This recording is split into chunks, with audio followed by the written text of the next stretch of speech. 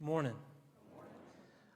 Brother Mark and Brother Tommy are both out on vacations this week, and I know that when they come back that they'll be refreshed and that we will all benefit from that. But before we go to the Lord in prayer, I'd just like to mention my sermon is heavily influenced by a book called The Ruthless Elimination of Hurry. It's by John Mark Comer. With any recommendation I make, I'd like to say, chew on the meat, spit out the bones, but it's a very good book, and it's been very hard on me to adjust my life according to God's Word in it, and it's not easy. But that being said, let us pray. Dear God, I thank you that we're able to gather here today, Lord. I thank you for just the worship that we've had this morning, that our times in our Sunday school classes, Lord, for the community that we build there, for God's Word being preached and applied to our lives there as well, Lord. Lord, I pray that today, that these words be your words and not my own. Lord, I pray that you can just use me, and that, like I just said, that they'll be your words and not mine. In Jesus' name I pray. Amen. Some days I feel like I'm rushing from one thing to another. And isn't on those days where we're in a busy and we're in a rush that we always get stuck behind the person that drives slow, right? And by drive slow, I mean that they only drive the speed limit, right? Those people. Not that, don't they have somewhere to be? Don't they have something to do? Why are they only driving the speed limit? Some days our schedules are full of meetings, and plus just all the normal things that we do during the day, picking up the kids from school, going to the next things, figuring out the things we have to figure out every day. What's for dinner? What chores do we need to do? All those things. And the other week I saw this image on the internet, and it really resonated with me. Robbie, if you could put that up for us. It says, adulthood is saying, but after this week, things will slow down a bit over and over until you die. I don't know if that resonates with you, with the hurry in your life, but it sure does with me. In fact, I think a common answer when you ask people how they're doing is either one or two things. They'll just say busy, or they'll say, I'm doing good, but I'm busy. And being busy is part of being an American, right? It's kind of what our society values. In fact, if we aren't busy, sometimes we might even feel like we have to lie about it, like it's shameful to not be busy. Our culture celebrates the hustle and the grind of going after things and always doing something. And as I was preparing for the sermon, I found this Super Bowl commercial from 2014, and I think it captures our American view about busyness perfectly. Guys, if y'all will get that clip ready.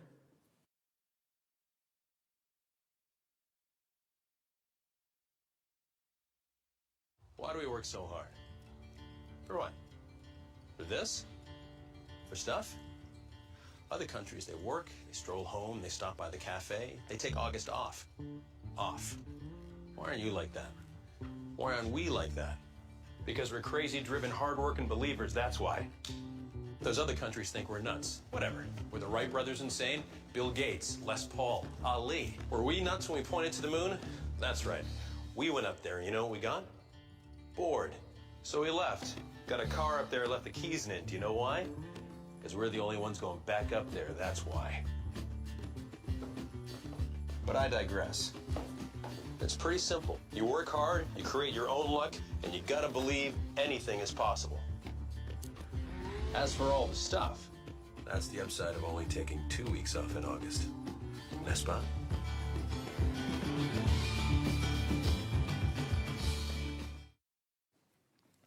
I think that commercial, with its fast cuts and going and the things he talked about, perfectly encapsulate how we view busyness. It's something that we should be doing. We should be chasing after all these things.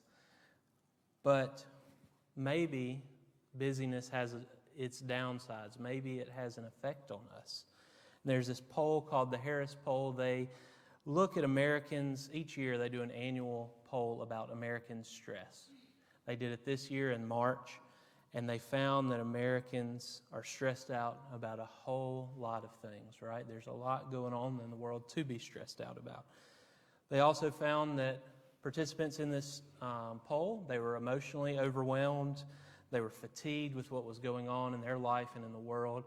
and then a lot of them were about to head to burnout and breakdowns and all those problems. In fact, our country has a mental health crisis like we've never seen before. It seems like our busyness might finally be catching up with us. And maybe Jesus offers us a better life than one that's defined by busyness, fatigue, and burnout. In fact, maybe Jesus never meant for us to be this busy at all. Back in the 90s, there was this Christian philosopher, theologian named Dallas Willard. He wrote a number of books, but he was talking to a megachurch pastor at the time, one of the biggest churches in America and one of the biggest churches in the world in the early 90s. And this pastor didn't know what to do. He felt burnout. He felt like his spiritual walk was declining with the Lord, but he was having to do all these things because he was a megachurch pastor and looked up to. So he asked Dallas Willard this. He said, "What should I do with my life?" And this is what Willard said to him. He said, "Hurry is the great enemy of spiritual life in our day. You must ruthlessly eliminate hurry from your life." Dallas Willard said this in the 90s, long before the iPhone was invented, long before email was common. I say that our life is at a breakneck pace, even compared to the 90s. Corrie ten Boom was a Christian woman from the Netherlands. In World War II, she hid Jewish people in her home from the Nazis. She had this to say about hurry. She said, "If the devil can't make you sin, he'll make you busy." Sin and busyness have the same effect on us. They cut off our connection to God. They cut off our connection to our friends. And sometimes they even cut off our connection to our own soul. And so, what does the Bible have to say? What does God have to say about busyness, a hurried life, and just being worn out?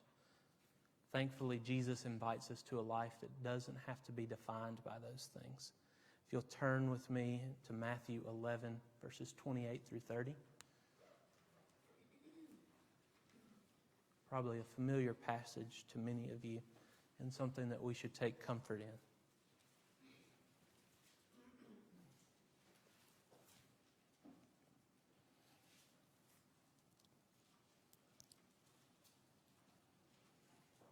Matthew 11, 28 through 30. This is Jesus talking. "Come to me, all who are weary and heavy laden, and I will give you rest. Take my yoke upon you and learn from me, for I am gentle and humble in heart, and you will find rest for your souls. For my yoke is easy and my burden is light." Jesus calls us to live a different life than our culture is living in many ways. And one of those ways is the hurry in our life. Jesus' way of doing life is a life where we work from our rest, not rest from our work. There are many ways as Christians that we should slow down our life, that we should take hold of this hurry and make sure it's not the defining point of our life. And there's a number of them. I'm only going to focus on one today, and that is the Sabbath. Because it seems like us, as the American church, maybe the bigger church overall in the Western world, has forgotten about the Sabbath.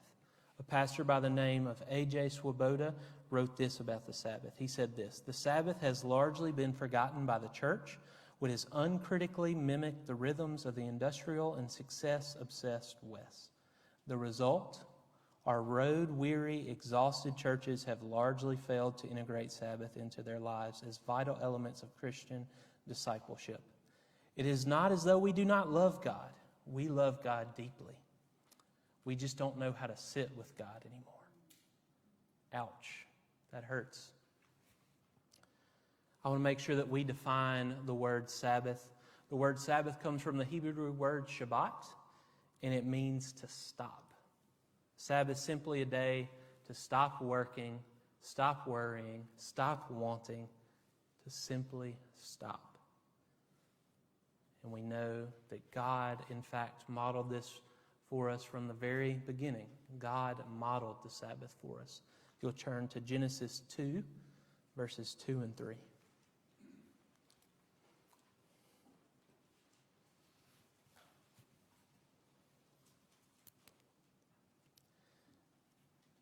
Again, Genesis 2, 2 through 3.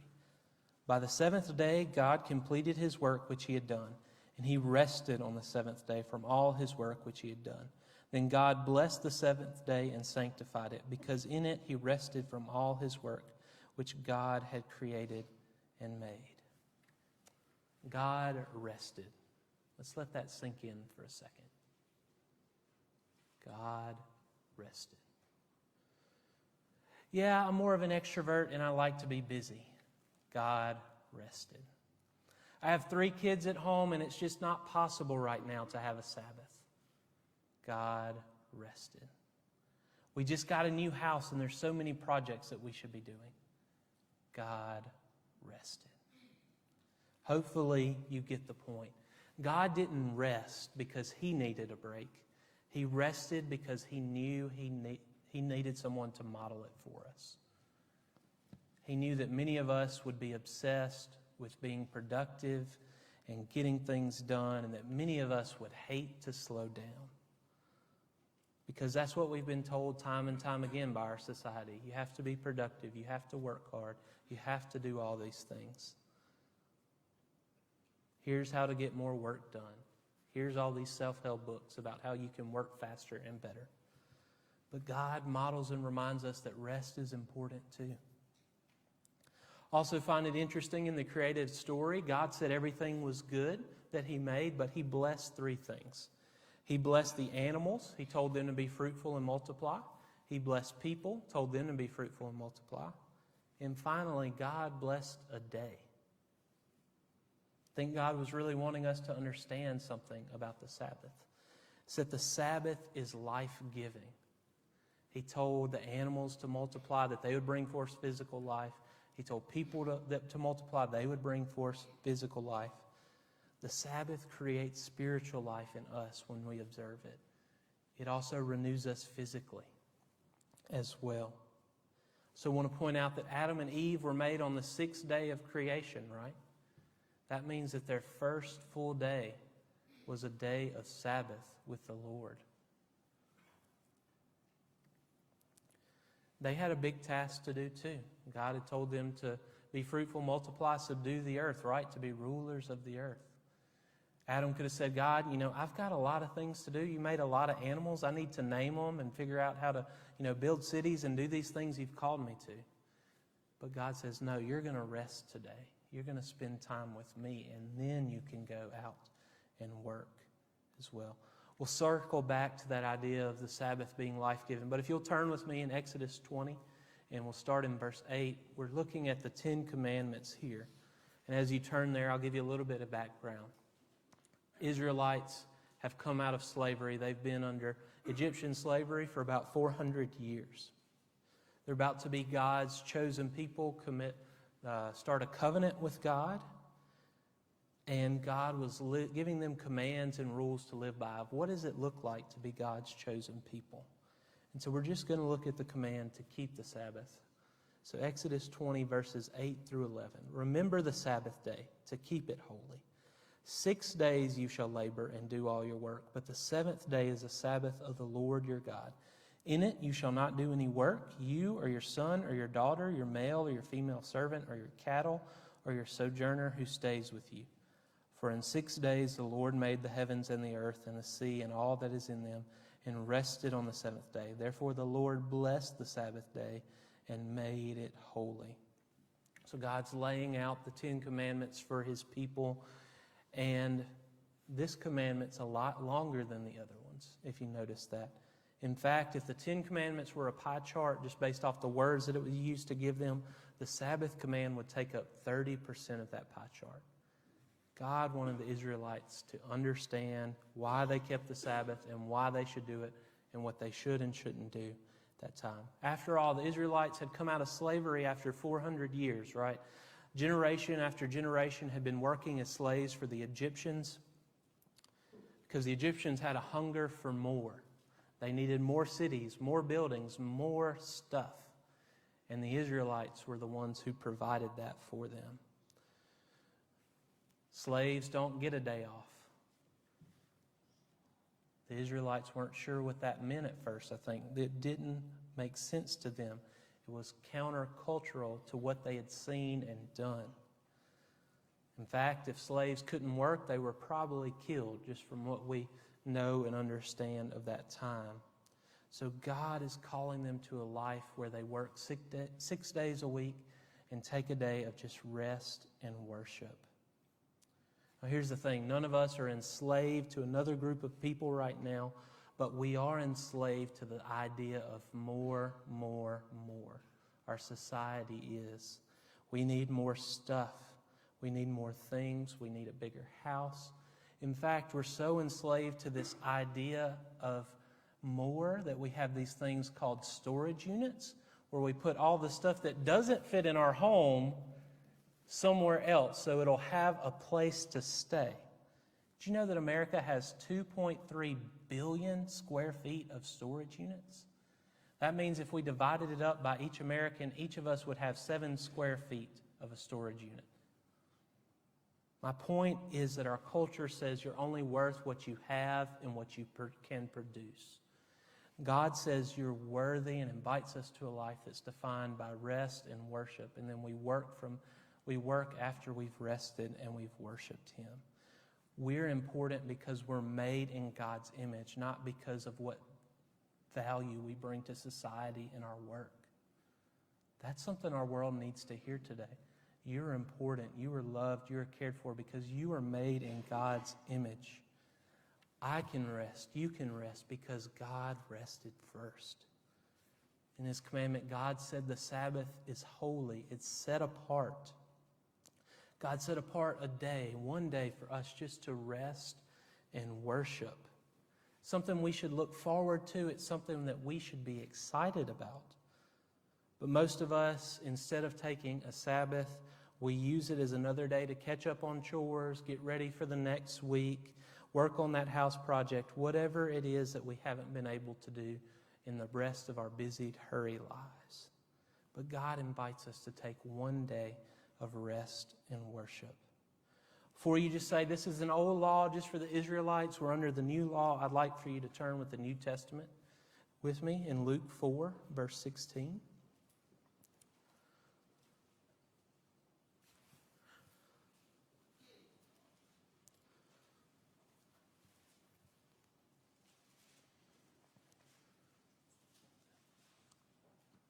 This verse is going to be talking about Jesus. Luke 4:16. And he came to Nazareth where he had been brought up. And as was his custom, he entered the synagogue on the Sabbath and stood up to read. Jesus modeled the Sabbath for us as well, just as God had done.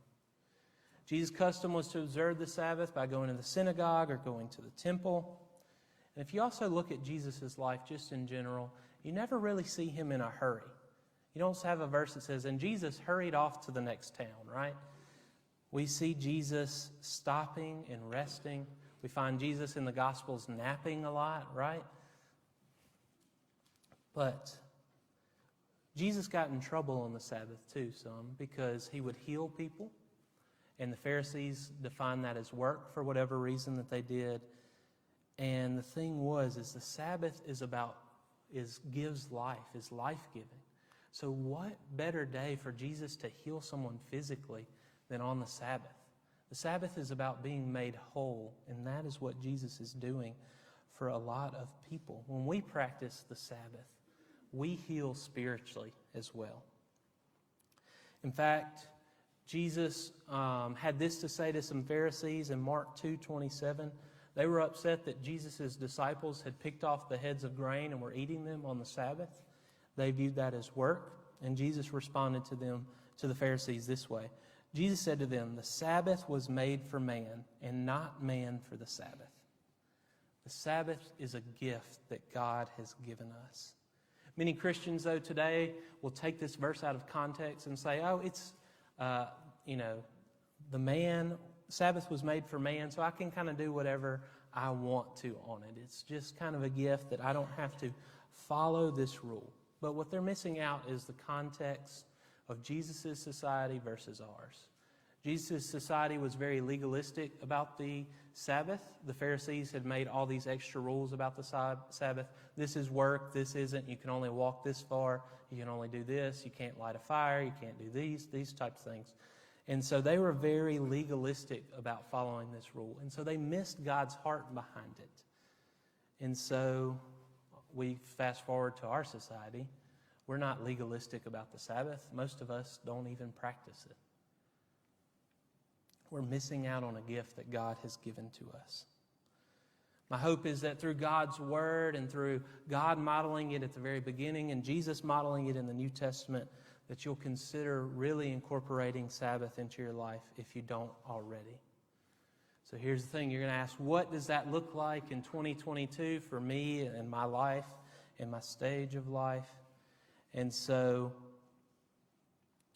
Sabbath looks a lot different depending on your age or what stage of life you're in. It's going to look, Sabbath for a mom that's in her 30s of 2 kids is going to look different than a Sabbath for a retired person. So my hope is that on the Sabbath that you'll clear your schedule and you'll pray and you'll invite the Holy Spirit into this day of rest. We should all do that. But then you ask yourself these 2 questions. Is it rest and is it worship? When I mention worship in this context, I'm not just talking about singing hymns and coming to a worship service, though that should be a part of that if you are able to do this. Think of worship on the Sabbath as delighting, like God delighted in His creation He made. So that looks different for all of us, maybe. Maybe for you, that's sitting on the back porch drinking sweet tea. Maybe it's having a meal with friends. Maybe it means playing baseball in the backyard with your kids, spending time with them. Maybe it means taking a nap. The Jewish people actually had a name for the Sabbath nap. It was called the Shabbat Shalaf. And you have my blessing to take part in the Sabbath nap this afternoon if you'd like to. There might be some people taking part in it right now, but that's a different story.